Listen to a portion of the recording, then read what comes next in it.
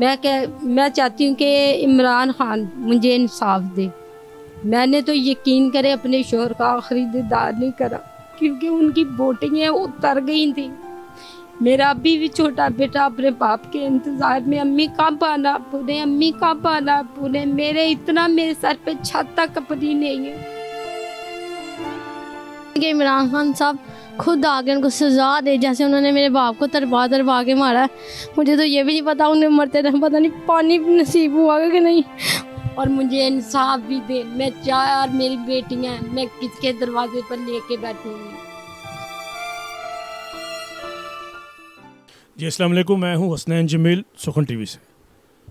Punjab police की एक और पुलिस करती, एक और मुबैना पुलिस मुकाबला, टॉर्चर सेल में हलाकत, एक और ऐसा वाक़या जो इंसानियत को शर्मा दे, एक और ऐसा वाक़या कि जहाँ पर तशद्दुद के बाद उसकी लाश देखी जाए तो यूँ महसूस हो कि ऐसे तशद्दुद तो मुल्क दुश्मन सरगर्मियों में मुलव्वस अनासर के साथ नहीं किया जाता जो पंजाब पुलिस करती आ रही है। अब तक की तमाम कोशिशें नाकाम हो चुकी हैं पंजाब पुलिस में इस्लाहात की। पंजाब पुलिस अपनी रविश बदलने को तैयार नहीं। बदनसीब एजाज़ अहमद, लाहौर का एक मेहनतकश, जिसको गुजरांवाला पुलिस ने जो कुछ उसके साथ किया, आज हम भगतपुरा लाहौर शादबाग में उसके घर मौजूद हैं और हमारे साथ उनके भाई साहब मौजूद हैं। आइए इनकी ज़बानी सुनते हैं। जिस वक्त हम भगतपुरा में मौजूद हैं एजाज़ अहमद साहब के घर में, और उनके भाई साहब हमारे साथ बैठे हैं, और आप पीछे देख रहे हैं कि जो जगह जहाँ पर उस बदनसीब पर तशद्दुद किया गया, उसे मारा पीटा गया और बाद में उसकी लाश वर्सा के हवाले कर दी गई। जी अब हम इस वक्त एजाज़ अहमद मरहूम के मकान पर मौजूद हैं भगतपुरा शादबाग, और उनके भाई साहब हमारे साथ बैठे हैं और उनसे इस सारे वाक़े की कहानी जो है उनसे सुनते हैं। अस्सलाम वालेकुम। जी वालेकुम अस्सलाम जी। क्या नाम है? मेरा नाम फ़याज़ अहमद है जी। जो सारा वाक़या वो सारा बताएं हमारे नाज़रीन। जिसके ऊपर पुलिस ने तशद्दुद करके मारा है उसका नाम एजाज़ अहमद है, और ये मछली का कारोबार करता था। मछली के लेन देन में इसको जो है ना यहाँ से उठाया गया है, और जान मोहम्मद सब इंस्पेक्टर है जिसने उठाया है, और इसके घर से उठा के ले गए। रात 3 बजे इसके घर से उठा के लेके गए हुए हैं इसको। तो ये गुजरांवाला पुलिस में होता है जी। काली सूबा चौकी इंचार्ज है जान मोहम्मद, उसने उठाया हुआ है। और इन्होंने पहले इसको उठा के बजाय के थाने लेके जाते, ये प्राइवेट डेरे पे लेके गए हैं। ये जब आया उसने कोई वारंट दिखाया, वर्दी में था, उसके साथ पुलिस की नफरी थी? नहीं जी, कुछ पर पुलिस की नफरी थी, लेकिन मतलब कहने का कोई वारंट कोई कुछ नहीं है। मतलब कहने का कि इस तरीके से उसको गले में हाथ डाल के बाहर तक लेके उधर मुलाजमों ने पकड़ा, उठाया, गाड़ी में डाला है, और उसकी गाड़ी भी साथ ले गए हैं ये लोग। जो वो गाड़ी चला रहा था ना, अभी लॉकडाउन में उसका कारोबार बंद हो गया था, तो वो टैक्सी चला रहा था लाहौर एयरपोर्ट पे, तो उसने मतलब कहने का उसको उठा के ले गए हैं। आप लोगों को कैसे पता लगा? हमें तो पता ही नहीं था। हमें तो SHO साहब ने कॉल की है जब वो उसकी डेथ हो चुकी हुई थी, तशद्दुद से उसकी डेथ हो चुकी हुई थी। तो रात 9 बजे, ये परसों रात 9:20 पे मुझे कॉल आई है कि जी आपका कोई भाई एजाज़ है। मैं कहा जी है जी। वो कहाँ है? मैं कहा जी वो तो मतलब कहने का अपने घर होगा, या वो गुजरांवाले होगा, पैसे लेने गया होगा। अच्छा। तो उसके बच्चे कितने हैं, उसकी चीज़ें पूछी हैं। फिर उसने कहा कि मैं बाद में आपको कॉल करता हूँ। 10 मिनट के बाद उसने मुझे कहा हमें एक लावारिस लाश मिली है। जो मुझे कॉल आई है ना, उन्होंने कहा हमें डेड बॉडी मिली है, लावारिस है, तो हम लोग इसके वारिस को ढूंढ रहे थे, तो आप आके शनाख्त करें। मैंने कहा जी कहाँ आना जी काली सूबे चौकी आ जाए। मैं कहा काली सूबे गुजरांवाला डिवीज़न में? जी गुजरांवाला डिवीज़न में है। और उन्होंने मतलब कहा उधर आ जाए, उधर आके शनाख्त कर लें। मैं कहा अब वाईफाई का दौर है, अब कौन सा कोई मतलब कहने का शनाख्त करनी मुश्किल बात है। आप ऐसा करें, मुझे व्हाट्सएप कर दें, उसकी पिक्चर व्हाट्सएप करें, फिर मैं आपको बताता हूँ कि वो मेरा भाई है कि नहीं है। इन्होंने जब मुझे व्हाट्सएप किया है तो मैं मतलब कहने का फिर देखा नहीं। अच्छा, उन लोगों के नाम क्या जिनके साथ? ज़ुबैर तारड़, अकरम तारड़, और ये है जी मुदस्सर, तनवीर और यूसुफ मेंबर। आपने इन लोगों पे FIR कटवा दी? जी FIR तो कटवाई है, लेकिन अभी तक पुलिस वालों ने, अली भाई ने तो हमें, अली साहब ने तो कहा था कि आपके साथ पूरा कॉपरेट होगा, जो कि हमने दफनाने से पहले तो हमारे साथ पुलिस का बहुत अच्छा था।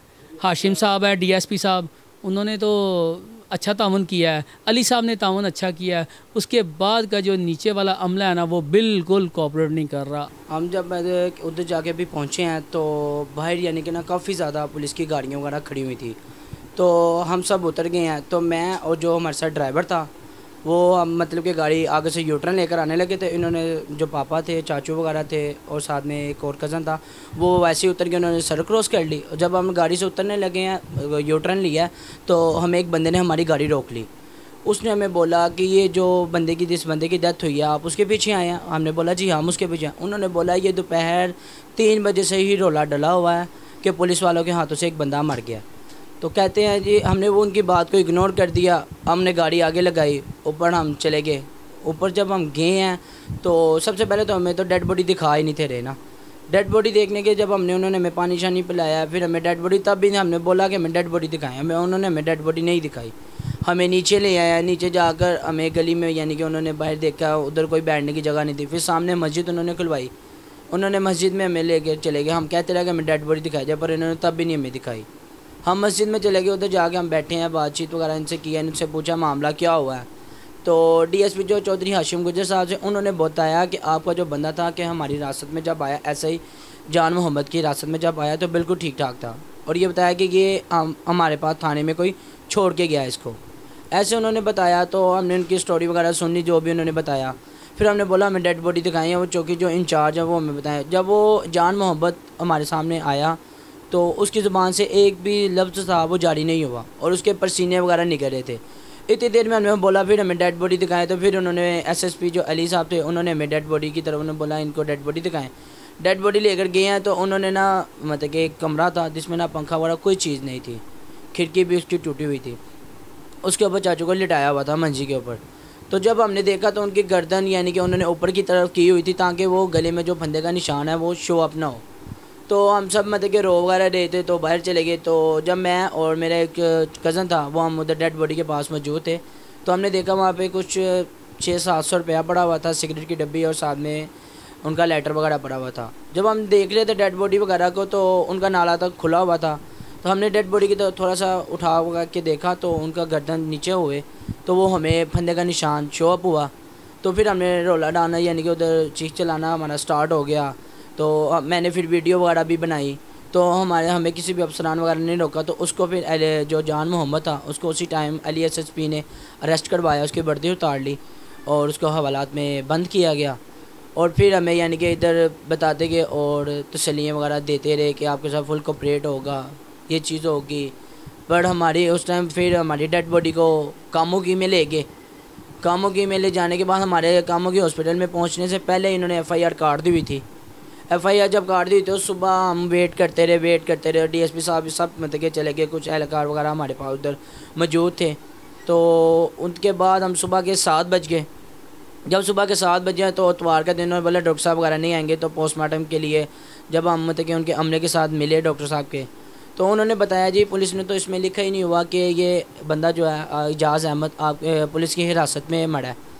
जी इस वक्त हमारे साथ एजाज़ अहमद मरहूम की बेवा मौजूद है। आपको जब पुलिस वाला जान मोहम्मद आया है ऐसे ही लेने, तो दरवाज़ा आपने खोला था? जी हाँ मैंने खोला था। जब आपने दरवाज़ा खोला तो उसने आपने पूछा कि कौन? मैंने पूछा, मैंने कहा आप कौन है भाई, तो किसको बुलाना? उन्होंने कहा बाजी मैंने एजाज़ अहमद को आप अंदर से बुलाएं। मैंने कहा अच्छा। मैंने अपने शोहर को बुलाया, मैंने कहा कोई जान मोहम्मद नाम का आदमी आया आपको बुला रहे। मैं तो यही समझी थी शायद उनका कोई दोस्त होगा। मेरे शोहर जब आए बाहर तो उन्होंने कंधे पे से पकड़ा तो अपने साथ ले आए। मैंने कहा किधर जा रही हो आप? कहते आप ना अंदर ही रहे, हम ये बाहर ही गली में बात करने लगे। तो मैंने कहा अच्छा। तो मैं दरवाजे से थोड़ा सा अंदर आई हूँ, तो 5-10 मिनट के बाद मैं दोबारा गई। मैंने कहा देखूँगी किधर खड़े होकर बात कर रहे। जब मैं दरवाज़ा खोल के दोबारा बाहर आई हूँ तो एक आदमी मेरे शोहर की मोटरसाइकिल लेके जा रहे थे और आगे उसके साथ ही मैं पीछे गई। मेरा शोहर वगैरह कहीं पे मुझे नज़र नहीं आए, कहीं पर नज़र नहीं आए। मैंने इधर की तरफ सड़क पे देखा, उधर की तरफ देखा। उन्होंने मुझे कुछ नहीं बताया कि हम उसे लेने के लिए आए हैं। बस मुझे यही उन्होंने कहा कि हमने सिर्फ बात कर दी है। कुछ भी नहीं दिखाया मुझे, कुछ भी नहीं दिखाया। सिर्फ इन्होंने अपना मुझे नाम बताया, नाम मुझे बताया कि मेरा नाम जान मोहम्मद। गिरफ्तारी का भी नहीं उन्होंने मुझे। अच्छा, जब वो ले गए उसके बाद आपने क्या किया? मैंने इर्द गिर्द देखा, क्योंकि हमारा मोहल्ला ऐसा है कि वो किसी के साथ ना किसी लड़ाई झगड़े में, ना बोल बुलान में, अपने अपने घर में रहने वाला है।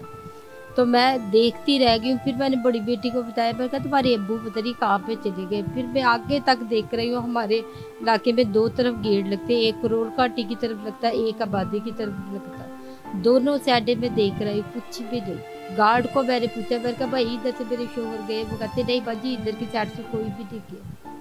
कितने बच्चे हैं आपके? मेरे माशाल्लाह 4 बेटियां, 2 मेरे बेटे। बेटी ये बड़ी, इससे छोटा बेटा, फिर ये बेटी के, फिर आगे से ये छोटे बच्चे। अब जो जुल्म था वो हो गया आपके साथ, अब आप क्या चाहते हैं? मैं चाहती हूँ कि इमरान खान मुझे इंसाफ दे। मैंने तो यकीन करे अपने शोहर का आखिरी दीदार नहीं करा, क्योंकि उनकी बोटियाँ उतर गई थी। मेरा अभी भी छोटा बेटा अपने बाप के इंतजार में, अम्मी कब आना पूरे, अम्मी कब आना पूरे। मेरे सर पे छत तक अपनी नहीं है। मेरा आप घर जाके देखें, मैंने 3 माह का किराया देना, मालिक मकान ने कह रहा था कि मैंने सामान बाहर निकाल देना तुम्हारा। जिस दिन मुझे ये खबर मिली है मेरा शौहर कत्ल हो गया, आप देखें मेरा सामान बंधा हुआ। मेरे घर तो इतना घी नहीं है, आटा नहीं है। मैं बड़ी मुश्किल से गुजारा कर रही थी अपना, कि इन्होंने धोखे से ले जाके इतना बुरे तरीके से मेरे शोहर को। ये जो कारोबार था आपके शोहर का, आपको उसके बारे में कुछ पता? हाँ जी, मछली का था कारोबार। जिन लोगों से हाँ जी, मछली का था कारोबार। थोड़े से पैसे रह गए थे, थोड़ी रकम वो देख रहे हैं, उनके पैरों को हाथ लगाया कि भाई मेरा सारा कारोबार उजड़ गया, भाई मैं आपको थोड़े थोड़े करके दूंगा। उस टाइम उन्होंने कहा ठीक है। इन्होंने फिर दोबारा फ़ोन करा कुछ दिनों के बाद, हमने तुम्हें मरवा देना। मेरे शोहर ने मुझे बताया कि मुझे कहते हैं हमने तुझे मरवा देना। मैंने कहा वैसे गुस्से में कह रहे होंगे, आपने पैसे नहीं दिए। वो बड़े परेशान थे। वो कहते ओपनली कहते थे, धमकियां देते थे कि हम मरवा दें। आज ही फ़ोन पे उनको कहते होते थे कि मरवा देना हमने, तुमने हमारे पैसे नहीं है। 2-2.5 लाख रुपए थे भाई, इससे वध के कुछ भी नहीं थे। क्योंकि कारोबार शुरू में बहुत अच्छा चला के लेन देन हुआ, यकदम मेरे शोहर का होटल उजड़ गया। लॉकडाउन के बाद, उसके बाद ही वजह से, हाँ जी, कोरोना की वजह से होटल खाना ख़राब हो गया था कि मैं इतनी परेशान थी, मेरे शोहर भी, कि हमारा कोई आसरा नहीं था। कोई आसरा भी नहीं था कि हमें जिधर से मुझे पता हो मेरा ये आसरा है। क्योंकि लोगों के कारोबार बंद थे, किसने मेरी मदद करनी थी? किसी ने भी नहीं करनी थी। बेटा, आप हुकूमत से, वज़ीर-ए-आज़म इमरान खान से क्या कहना चाहते हैं? आपके अबू के कातलों को इंसाफ जी। बेटा, आप क्या चाहते हो? हमारे साथ जैसा उन्होंने मेरे बाप के साथ किया ना, वैसा उनके साथ हो। मैं चाहती हूँ कि इमरान खान साहब खुद आगे उनको सज़ा दे, जैसे उन्होंने मेरे बाप को तरबा के मारा। मुझे तो ये भी नहीं पता उन्हें मरते टाइम पता नहीं पानी नसीब हुआ कि नहीं, उन्होंने कलमा पढ़ा हुआ कि नहीं। इतनी बुरी हालत थी, देखने वाला भी नहीं था। भाइयों ने गुस्ल करवाया। वो कहते हैं खाला गोश्त ऐसी जमीन पे गिरा था। मेरे भाइयों ने वो गुस्ल करवाने के लिए गए, मेरे जेठ गए। वो कहते रीना देने ना है, मेरा आसरा भी कुछ दे और मुझे इंसाफ भी दे। मैं 4 मेरी बेटियां, मैं किसके दरवाजे पर लेके बैठूंगी? जी, आपने ये जुल्म और बर्बरियत की दास्तान सुनी। मैं यहाँ वज़ीर-ए-आला पंजाब उस्मान बुज़दार, गवर्नर पंजाब चौधरी सरवर, वज़ीर Imran Khan, chief justice of Pakistan Gulzar Ahmed साहब, chief of army staff general Qamar Javed Bajwa, सबसे दरख्वास्त करता हूँ कि इस मुतासरा ख़ानदान को इंसाफ दिलाया जाए। ख़ास तौर पर वज़ीर-ए-आज़म इमरान खान से मैं मुतालबा करता हूँ कि जिस मदीने की रियासत का आप ख्वाब देख रहे हैं, उस रियासत की तश्कील और उसकी बुनियादों में सिर्फ़ और एक चीज़ है, इंसाफ, इंसाफ, इंसाफ। इस मुतासरा ख़ानदान को इंसाफ दिलाया जाए। मीडिया की तरफ से इस ख़ानदान की को भरपूर हमायत है। जब तक कातलों को गिरफ़्तार नहीं किया जाता, तो जब तक कातलों को कैफ़रे किरदार तक नहीं पहुँचाया जाता, सुखन टीवी और पाकिस्तान का तमाम मीडिया इस मुतासरा ख़ानदान के साथ खड़ा।